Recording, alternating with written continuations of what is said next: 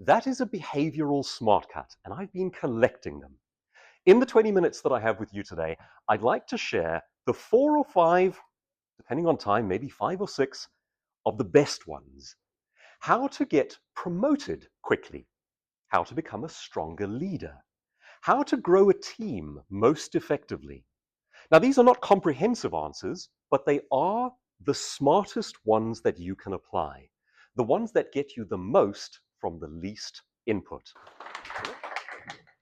Thank you so much. Good afternoon, folks.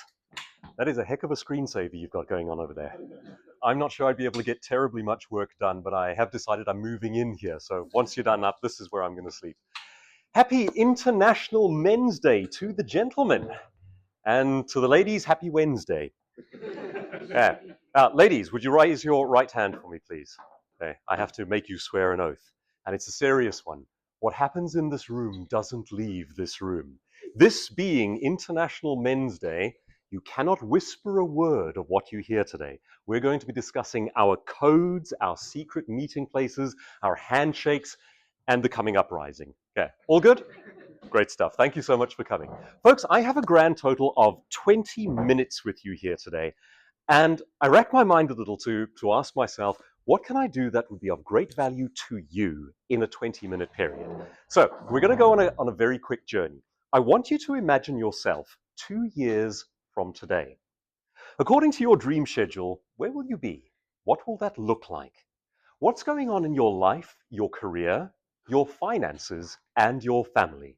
We're not talking 10 years from now, so this is not great and distant thinking. This is just around the corner, but with enough time for you to do something about it. A couple of years ago, I write business books, and a couple of years ago, I had a strange idea for one.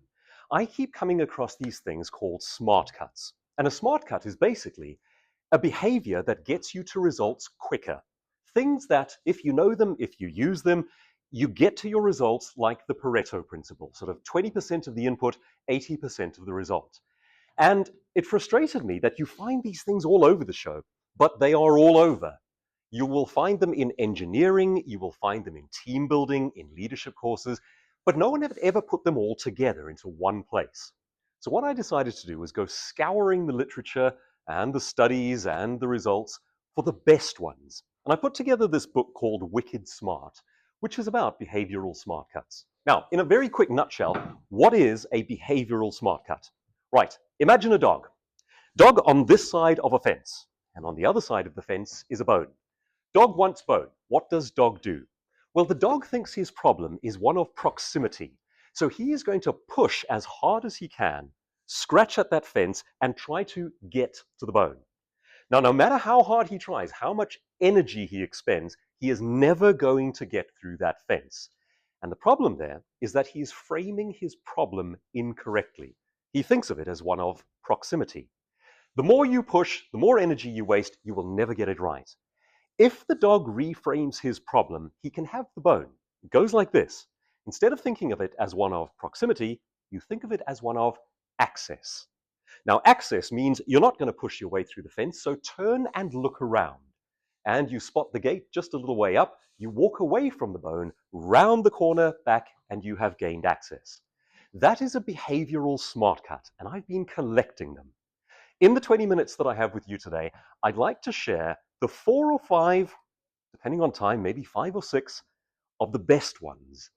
How to get promoted quickly, how to become a stronger leader, how to grow a team most effectively. Now, these are not comprehensive answers, but they are the smartest ones that you can apply, the ones that get you the most from the least input. So let's start with the career one. What do you reckon is the thing you can do to get yourself promoted the quickest? Anyone know the answer to this? And there is an answer. Ask? Yes, okay, that's very good. I like that. Yeah, nothing quite like the direct approach. Okay, anything else? All right, so far that's our leading answer and our only answer. Harvard Business Review asked this question, and they did a study across industries and at different levels. They asked the question, what is the number one thing that gets you promoted the fastest? The answer is public speaking. Now that presents a problem, because for most people, public speaking is also their number one fear. Does anyone here actually enjoy speaking in public?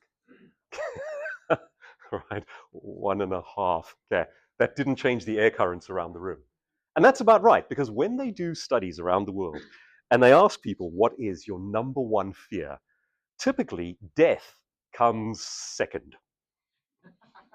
Public speaking tops the list in most of these surveys. And what that teaches us is that at your average funeral, most people would rather be the guy in the box than the one delivering the eulogy. And yet, that is the number one smart cut for promotion. Now, folks, if you fear it, congratulations, you're human. You're like everyone else. It is one of the world's leading fears. That sense of standing in front of the clan and you are separated out and they're judging you, your physicality, your mentality, your thought, everything that you articulate. And yet, if you can dig deep and find the courage to do it, just at a meeting, in a boardroom, leading something on a Monday or Friday afternoon, it changes the way that you are perceived. Public speaking is the basis of leadership, of sales, of human relationships, and it positions you more quickly for promotion across any industry than any other act. These are the kinds of answers that we're looking for. So that's the answer to the first one. How do you get promoted quickly? Dig deep, find the courage, put up your hand. If it goes badly, don't worry.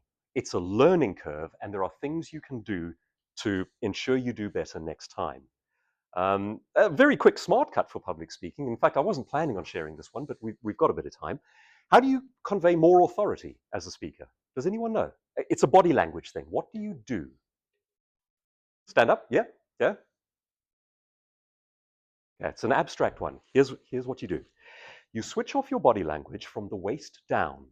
Your legs are roughly in line with your shoulders and they are firmly planted so that you're standing straight up. And all of your enthusiasm, your movement, your articulation comes from the waist up. So you switch on your eyes, use your hands, lean forward if you want to, but all of this is where you convey authority. Watch what happens if it moves.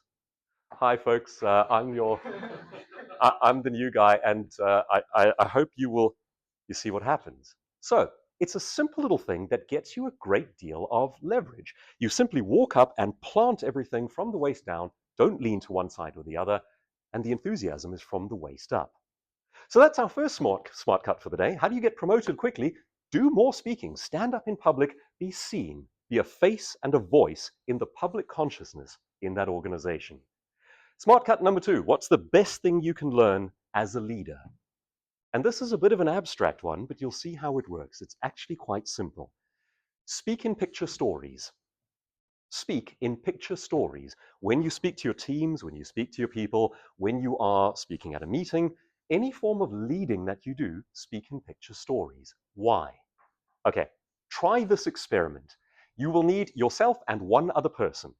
You get the other person, can be your kid, spouse, friend, whatever the case might be. One of you thinks of a tune, anything, and you have to tap out that tune. You can't hum, you can't sing. The other person has to guess what it is.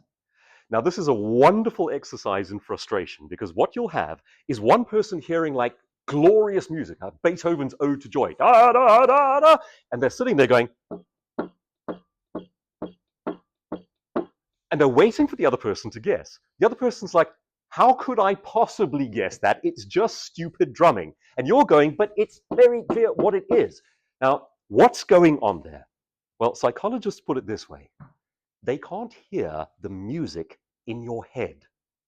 And it is the number one problem that besets leaders. Here's the interesting thing. It gets worse with experience. So the more experience you have as a leader, the worse this problem becomes. I was having a chat with a guy the other day. He's been working at a high level for a couple of decades now, director level. And he was sharing with this group his frustrations that the young kids in the office don't come in. They're working from home, and he wants that to end. They should come in every day so that we can all get onto the same page. And someone in the group says, well, have you told them that? And he says, they should know. They can't hear the music in your head. Now, it sounds silly, but it is actually a profound problem. The best leaders don't just speak in abstract words, the vision, the mission. They speak in picture stories where they spell out what it looks like lived out loud. The older and more experienced you get, the more you start to speak in corporate buzzwords. And those words have great depth for you. They have decades of meaning. For the new people on your team, they mean absolutely nothing. They cannot hear the music in your head. This one, the research goes so deep that they reckon most people struggle with this. The safest assumption is to go, I am not articulating and creating picture stories as well as I should, or as much as I should. And if you up your game on that one, it is one of the strongest things you can do as a leader. Smart cut number 3. How do you get more out of a team? Now, when I say team, it could be a team here, or it could be a family. It could be a sports team. Doesn't really matter. A group of people. How do you raise standards of brilliance? Well, this is what Harvard Business Review reckons most people do wrong. They try to fix what's broken. That seems fairly obvious. As the leader, you look at wrong behaviors and you try to fix them. And the studies have shown that there is a much better way, and it's so much simpler. It's easier for you, the leader, and it's easier on the people you are leading. Feels less personal, feels less judgmental. It's called replicating bright spots. Has anyone ever come across this one? Okay. The literature on this is wonderful. It started some 20, 25 years ago where they first put forward this theory. And people tried it. And it worked so well that Harvard Business Review did another round of articles on it saying, these are our results, this is quite incredible. And it was like it was deployed again and worked so well the next time that the literature has just grown and grown. This is a secret and it can change things for you. So, the wrong way to do it. Here's what you're doing wrong in this team. The right way to do it, find someone in the team who is excelling. Understand the behavior and teach it as a picture story. So instead of trying to fix the broken performer, what you do is you find the top performer and you study the behavior. Why does that work? What are they doing? And you teach that behavior in the form of a picture story. So you spell it out. When you come in the morning, this is the way you do it. You sit down and. The old way was like this, but the new way looks like this. And you spell out those picture stories. So if you think about that in your context, your sports team, your family, perhaps your team here, what are the broken behaviors? The things that are getting in the way, that are not what they should be. What is the ideal, the optimal version of that? Instead of telling the person you're doing it wrong, what if you told picture stories about how it looks when it's done right? Replicating bright spots. You will get down to 20% of the input for 80% of the outcome. It's a way of raising excellence and standardizing it across a team. All right, here's another one. What's the best way to solve a problem? That is a big question. And there are thousands of different ways to approach solving a problem. But there's one that seems to outperform the rest. And there was a think tank that did a meta-study on this. And their opening premise, they thought that the most powerful problem-solving technique would be idea generation. That was their theory. So going in, they reckon the team that can come up with the most possible solutions, or the individual who can do that, will probably be the best problem solver. Turns out it's actually not the case. It's something Einstein used to talk about. It's how you frame the problem in the first place. We go back to our dog and bone. The way that you understand your problem is the way you try to solve it. So let me ask you an interesting question here, and you don't need to tell me about this. What's your worst problem right now? Whether it's in your personal life at home, something to do with a family member, something to do with finances, something to do with a colleague at work. What's the thing that most bothers you right now, your biggest problem? Well, the secret is someone somewhere has solved it brilliantly before. But here's what gets in the way. When we have a problem, we emotionally fixate inward and we don't go shopping for other solutions. It was a hospital in the United States, and they had an unusually high mortality rate. So they called a crisis meeting of their leadership team, and they said, we have to fix this problem. We're in trouble here. And they figured out that their problem was relatively simple. They had a bottleneck.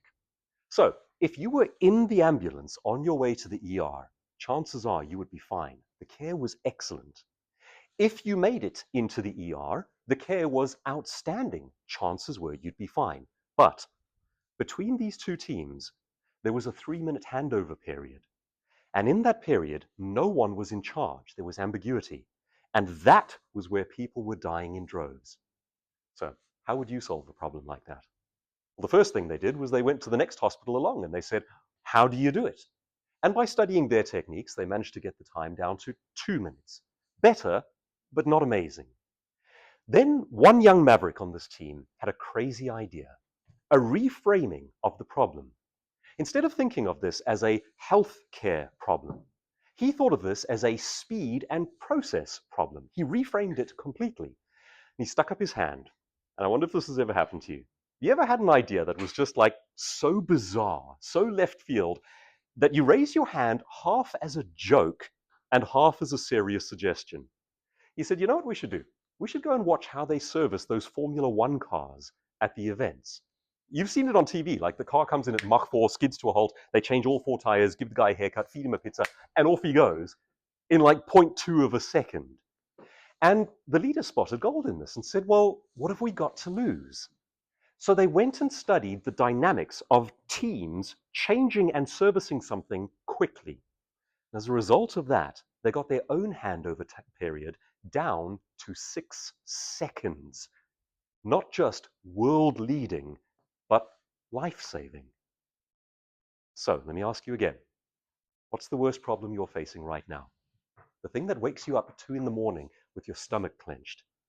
Someone somewhere has solved your problem brilliantly before. Most of the time, when we face a problem like this, we take it internally and we fixate on it. It's the worst thing we can possibly do. We need to look externally for the nature of the problem and ask, where's this been solved? And that simple reframing gets you around the fence, gets you to your reward. Yeah, I'll leave you with one more, our final one. How do you give a compliment, raise someone else up, help someone who is struggling a little? I'll share one that happened with you. Who here goes to gym on a regular basis? Wow. Okay, so you guys are putting in the hours, right? Okay. Who here has seen a gym on TV? Okay, fantastic. When I started off fresh out of high school, I was the least likely candidate to spend time at a gym. But I've now been going quite seriously with some degree of discipline for like 20 years now. At high school level, if you met me, like when we had to wear PT shorts, my legs looked like the beginning of a barcode. I was the skinniest kid around. And I did not think of myself as the kind of person who could do that, let alone someone who would actually take it quite seriously and who'd find it fulfilling over the years. I was so embarrassed about the way that I used to look. One day I'm buying a t-shirt. My best friend is with me. I'm looking for something like baggy and long sleeved. And he goes, why do you always do that? I said, well, because I've got such thin arms, I'm embarrassed. And he says, nonsense, you've got funky forearms. I still remember that phrase. I think he was lying to me at the time. But he goes, you've got funky forearms, get a tight shirt. You know what you should do? Come and join me at gym next week. And he did something strange there, right? He gave me permission to see myself that way. Now that's odd, because why would you need anyone's permission? And yet it changed part of the trajectory of my life. And I found out later that there was a psychological technique at play there. I don't think he even knew what he was doing, but it worked. And it's called awarding points in advance. Folks, we all struggle with things. We're all afraid of things. We're like bundles of anxiety walking around, even when we don't show it. Imagine if you could do that for another person. What he did was he said, you're not as far behind as you think you are. And he awarded me some advance points. He said, look how much progress you've already made. It was nothing, but he gave me the points anyway. And then he invited me in. You know someone who's struggling. What if you awarded them points in advance and welcomed them in? Like he did for me, you could change the trajectory of a life. We do it for our kids, we do it for our friends. What if you did it for a stranger? Easiest thing in the world, and what a difference it makes.